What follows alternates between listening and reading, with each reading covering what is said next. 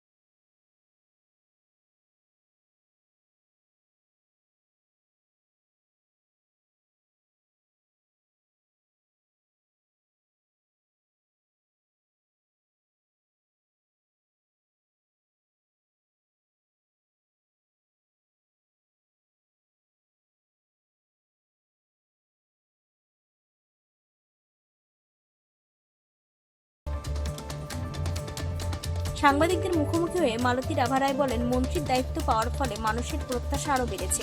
সেই প্রত্যাশা পূরণে তিনি সর্বোচ্চ চেষ্টা করবেন, বিশেষ করে তুফানগঞ্জের সার্বিক উন্নয়ন পরিকাঠামো। কোচবিহার থেকে প্রিয়া সাহার রিপোর্ট, টাইমস 14 বাংলা। উজ্জ্বলতা হারিয়ে গেছে, স্পট পড়ে গেছে, ব্রণ ভর্তি, তাই আর দেরি না করে আজই আসুন রায়গঞ্জের চণ্ডীতলায় হেলথ প্লাস মাল্টি স্পেশালিটি ক্লিনিকে এবং এখানে পান অভিজ্ঞ ডাক্তার দ্বারা ফ্রি স্কিন টেস্ট। আরো বিস্তারিত জানতে যোগাযোগ করুন 9674895169 এই নম্বরে।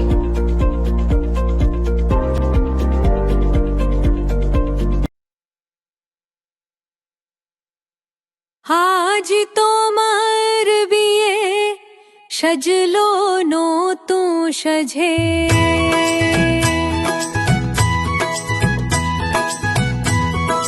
সবার মনেতে আনন্দ,